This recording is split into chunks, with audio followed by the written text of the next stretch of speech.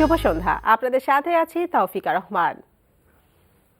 প্রিয় দর্শক শ্রোতা, সবাইকে আমন্ত্রণ জানাচ্ছি প্রতিদিনের সান্ধ্য আয়োজন শুভ সন্ধ্যার আজকের আয়োজনে। শুভ সন্ধ্যায় আজ থাকছে চলতে থাকা প্রদর্শনী এনটিভি হাইলাইটস এবং অভিনেত্রী ও কবি সানারেই দেবী শানুর সঙ্গে আলাপচারিতা। প্রথমেই চলতে থাকা প্রদর্শনী।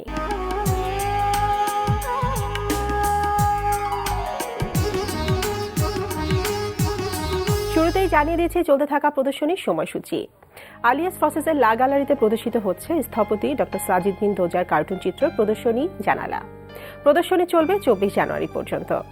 বেঙ্গল ফাউন্ডেশনের ভিজুয়াল আর্ট বিভাগের আয়োজনে ধানমন্ডির জ্ঞান তাপস আব্দুর রাজ্জাক বিদ্যাপীঠ ও ডেইলি স্টার বেঙ্গল আর্ট প্রিসিংটে অনুষ্ঠিত হচ্ছে এফিমেরাল পেরিনিয়াল শীর্ষক পারফরমেন্স আর্ট প্রদর্শনী। প্রদর্শনী চলবে 25 ফেব্রুয়ারি পর্যন্ত। রাজধানীর শেরেবাংলা নগরে অনুষ্ঠিত হচ্ছে মাসব্যাপী ঢাকা আন্তর্জাতিক বাণিজ্য মেলা 2017। বাণিজ্য মন্ত্রণালয় এবং রপ্তানি উন্নয়ন ব্যুরো যৌথভাবে আয়োজিত এই বাণিজ্য মেলা প্রতিদিন সকাল 10টা থেকে রাত 10টা পর্যন্ত খোলা থাকছে। ঢাকা আন্তর্জাতিক বাণিজ্য মেলা চলবে 31 জানুয়ারি পর্যন্ত। এবার এনটিভি হাইলাইটস।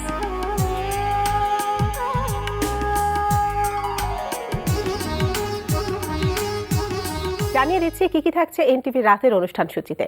সন্ধ্যা 6:45 থাকছে গৌতম মণ্ডলের প্রযোজনায় তথ্য ও প্রযুক্তি ভিত্তিক অনুষ্ঠান সাইটেক ওয়াচ।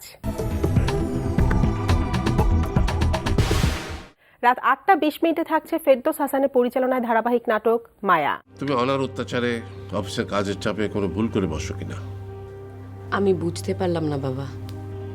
মানুষের মন সবসময় চায় আনন্দ আর দেহ চায় আরামায়েশ, কিন্তু যারা সবসময় একটা চাপের মধ্যে থাকে, যাদের জীবনে কোনো বিনোদন নেই, তারা যে কোনো সময় বিক্ষুব্ধ হয়ে উঠতে পারে, তারা বিদ্রোহ করে উঠতে পারে। তারা বিদ্রোহ করতে পারে তাদের নিজের শ্রেণীর বিরুদ্ধে, সংস্কারের বিরুদ্ধে, সংসারের বিরুদ্ধে। রাত 9টায় দেখবেন আলফ্রেড খোকনের প্রযোজনায় ফারা শারমিনের উপস্থাপনায় সঙ্গীত অনুষ্ঠান তারাই তারাই রচিত। ওরে আকাশেরও চাঁদ কেরে ওকে আনলো দুনিয়ায় রাসূল নামে কেলো মদিনায় রাসূল নামে। রাত 9:40 থাকছে সুমন আনোয়ারের পরিচালনায় ধারাবাহিক নাটক সিনেমাওয়ালা। পেরেছে অভিনয় করতে? হ্যাঁ হ্যাঁ, সেইটা আমার 16 আনাই আছে। কিন্তু অবাক করা বিষয় কি জানিস শিলা, এই মহিলা কেমনে যে আবার ভালো অভিনয় করে ফেলাইলো। ভালো তো। আচ্ছা, ওই রাব্বি সাহেবের খবর কি? এইটা আরেক সিরিয়াল। রাত 11:30টায় দেখবেন শিশির সালমানের পরিচালনায় অনুষ্ঠান অ্যাডভেঞ্চার ম্যান।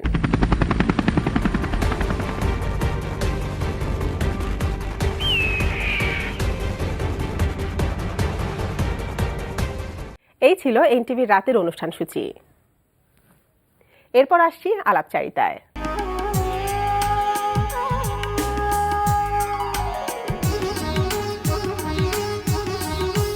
আগামী অমর 21 গ্রন্থমেলায় প্রকাশিত হবে অভিনেত্রী শানুর রচনায় কবিতার বই নীলফড়িং কাব্য। প্রিয় দর্শক, আমাদের আজকের অতিথি অভিনেত্রী ও কবি শানু। চলুন কথা বলি তার সঙ্গে। শুভ সন্ধ্যা। শুভ সন্ধ্যা। কেমন আছেন? খুবই ভালো আছি। তো প্রথমে অভিনন্দন জানাচ্ছি আপনার নিজেকে কবি হিসেবে আত্মপ্রকাশ করার জন্য। হ্যাঁ, আমিও খুবই অন্যরকম একটা ভালো লাগার মধ্যে আছি যে সবাই আমাকে একটা নতুন পরিচয়ে চিনছে এবং এটা একটু সবার কাছে কি বলবো আনএক্সপেক্টেড ছিল। মানে সবার রেসপন্সে সেটাই আমি বুঝতে পারছি। কিন্তু বিষয়টা যেটা হচ্ছে যে আমার বাবা একজন কবি।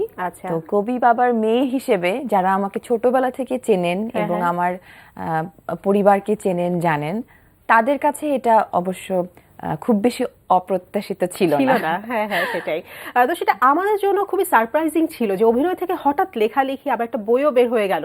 কিন্তু এই যে সারপ্রাইজিং যে বিষয়টা, এটা কিভাবে কবে থেকে হলো? প্ল্যানিংটা তো ছিল নিশ্চয়ই অনেক আগে থেকে। হ্যাঁ, ওই যে বললাম যে কবি বাবার মেয়ে, আমার বাবা কবি, মণিপুরী কবি একে সেরাম।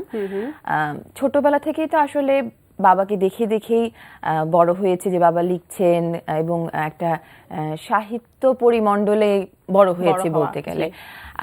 বিশেষ করে বলতে গেলে যেমন আমার বাবার কবিতা সংগঠন একটা আছে, প্রথম দিনের সূর্য নাম।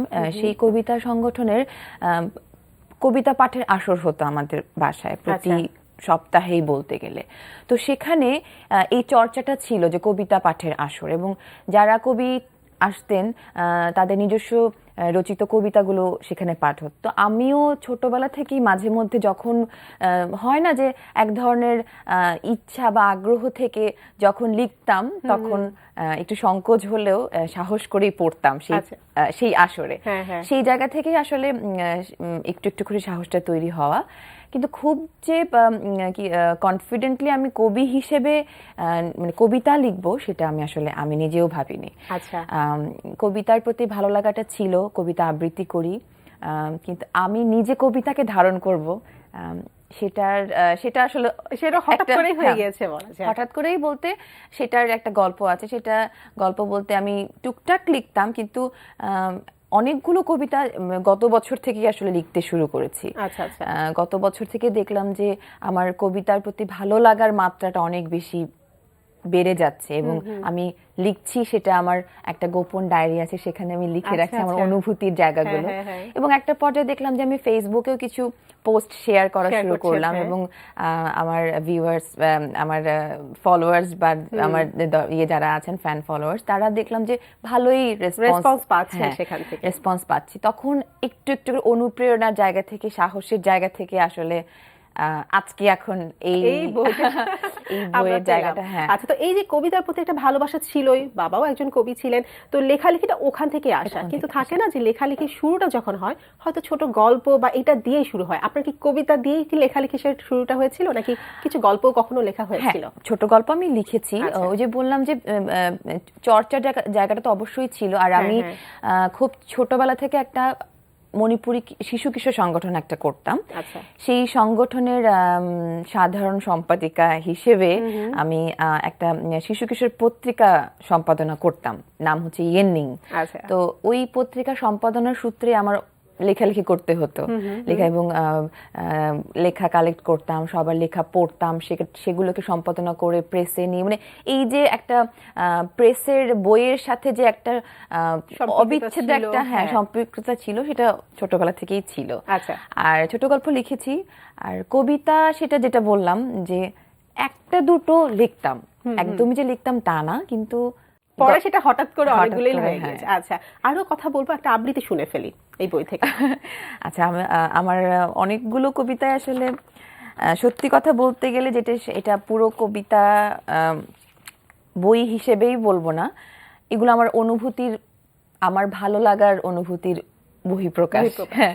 তো সেই জায়গায় আসলে সব কবিতাই আমার কাছে অন্যরকম একটা ভালো লাগার জায়গা থেকেই লেখা, শব্দগুলো সেভাবেই চয়ন করা। এবং আমি যেমন বলি, আমি নিজে অনেক কথাই যেমন বলি যে অনেক কথা তো গুছিয়ে বলতে পারি না, কিন্তু আমি সেটা লেখা যায়। এবং আমি কবিতা লিখি না, আমি শব্দের ছবি আঁকি। আমার ভাবনায় একটা ছবি থাকে, সেই ছবিগুলোকে আমি আঁকি।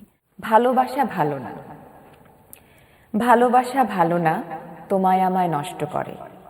ভালোবাসা ভালো না, শুধু পথ ভ্রষ্ট করে। ভালোবাসা ভালো না, নীল আকাশ কালো করে। ভালোবাসা ভালো না, ঝমঝমিয়ে বৃষ্টি ঝরে। ভালোবাসা ভালো না, বৃষ্টি ভিজে সর্দি হবে। ভালোবাসা ভালো না, ওই ছেলেটার হাঁচি হবে। সারাটা রাত কষ্ট হবে, তারপর আর কিছু না। ভালোবাসা আসলেই ভালো না, ভালোবাসার চিন্তায় ওই মেয়েটার ঘুম হারাম হবে। বাহ, চমৎকার, সুইট রোমান্টিক একটা কবিতা বলা যায়। আচ্ছা, তো এই নীলফড়িং কাব্য, এটা নিয়ে আসি যে এখানে তো আপনি বলেন আপনার যে অনুভূতিগুলো সেগুলো সব এখানে কবিতার মাধ্যমে প্রকাশ করা হয়েছে। কটি আছে এখানে কবিতা? মোটামুটি 58টি কবিতা, অনেকগুলোই আছে। এবং নামটা নীলফড়িং কাব্য কেন? ভালোবাসার যে মূর্ত প্রতীকী একটা কি বলবো যে ফিগার, সেই জায়গাটায় ফড়িংটা হচ্ছে আমার ভালোবাসার প্রতীক। আচ্ছা, এবং এখানে একটা ছোট্ট গল্প আছে, মানে একটা স্টোরি লাইন আছে আমার কবিতার জায়গায়। তো একটা নীলফড়িং আর একটা দেবীর ভালোবাসার যে অনুভূতির নীল আকাশে ওড়াওড়ির জায়গাটুকু, সেগুলোর একটা চিত্রপট হচ্ছে আমার এই নীলফড়িং। এই জন্যই নামটা আপনার নীলফড়িং দেওয়া। তো এই বইয়ের প্ল্যানিংটা কবে থেকে হলো বা কাজটা কবে থেকে শুরু করেছিলেন? লেখালেখি তো করেছি শুরু গত বছর এরকম জানুয়ারি ফেব্রুয়ারি থেকেই দেখলাম যে বেশ লেখার একটা স্বতঃস্ফূর্ত একটা ছন্দ আসছে আমার মধ্যে, এবং ভাবছি, লিখছি, লিখে রাখছি, ওইটাকে আবার একটু কারেকশন করে আবার একটা কবিতার আকারে, মানে কবিতার ফরম্যাটে নিয়ে আসছি। তো পরে যখন দেখলাম যে অনেকগুলো কবিতা হয়ে গেছে, তখন মনের ভিতরে একটা কি বলে ইচ্ছা, একটা স্বপ্নের জায়গা তৈরি হলো যে এটাকে আমি একটা বই আকারে একটা লিপিবদ্ধ জায়গায় আমি নিয়ে আসতে পারি কিনা। সেই জায়গা থেকে আমার চেষ্টাটা শুরু হলো। আর আরেকটা কথা না বললেই না, আমি একটা অনেক সময় হয় না যে আমাদের বিভিন্ন সময় ইন্টারভিউতে বলতে হয় বা আমাদের ভালো লাগার জায়গা থেকে নেপথ্যের অনেক গল্প যখন আমরা বলি, তখন একজন সাংবাদিককে আমি, ওনার নাম হচ্ছে সোহেল আহসান ভাই, উনি তখন যুগান্তরে ছিলেন, এখন বিডি নিউজে আছেন। তো উনাকে আমি গল্পে গল্পে বলেছিলাম যে আমি কবিতা লিখি বা কবিতা পড়তে পছন্দ করি সেই জায়গা থেকে। তো সেই সূত্রে উনি প্রতি বছর বইমেলার আগে আগে উনি আমাকে ফোন করে আমাকে জিজ্ঞেস করতেন যে কবি শানুকে আমরা কবে পাচ্ছি, এবং কবি শানুর কবিতা আমরা কবে বই আকারে পাবো। এবং সেটা 2009 থেকে শুরু করে গত বছর পর্যন্ত এটা প্রতি বছরই উনার এক ধরনের অনুসন্ধিৎসু জিজ্ঞাসা যে কবে পাচ্ছি। তো এটাও কিন্তু এক ধরনের অনুপ্রেরণা হিসেবে কাজ সেটা করতে করতে এই 2017-তে পেয়ে গেলাম, এবং সামনের বইমেলা আমরা পাচ্ছি, আশা করছি এই বই তো তখন পাবোই, সেটাই। আচ্ছা, তো লেখালেখি তো আছে, কবি হিসেবে আত্মপ্রকাশ, পাশাপাশি অভিনয় তো চলছে, কেমন ব্যস্ততা এখন অভিনয়? হ্যাঁ, আমি শুরু থেকেই আসলে একটু বেছে বেছে কাজ করেছি, ভালো লাগার জায়গা থেকে, ভালো লাগার চরিত্র পেলে তখন কাজ করি। হ্যাঁ, কাজ করছি, মাঝখানে বেশ একটা বিরতিতে ছিলাম সংসার নিয়ে, সবকিছু মিলিয়ে। এখন আবার শুরু করেছি, কাজ করছি, বেশ কটি ধারাবাহিকের কাজ চলছে, সেগুলো অন এয়ারে আসেনি, আর অন এয়ারেও আছে বিভিন্ন চ্যানেলে। আচ্ছা, মানে সব কাজই সমান তালে চলছে। তো কথা বলতে অনেক ভালো লাগছিল, কিন্তু একেবারে শেষ পর্যায়ে চলে এসেছি। আরেকটি আবৃত্তি আমরা একটু শুনতে চাচ্ছি। অবশ্যই, এবং আমি এটা আমার ভালো লাগার জায়গা, আমি দর্শকদের সাথেও আমি সেটা শেয়ার করব যে আমি যখন কবিতাগুলো ডায়েরিতে লিখে রেখেছিলাম, তখনও আমি বের করে করে আমি আমার নিজের লেখা কবিতাগুলো আমি পড়তাম, যে আমার ভালো লাগার জায়গা থেকে আসলে এগুলো কবিতা হয়েছে কিনা।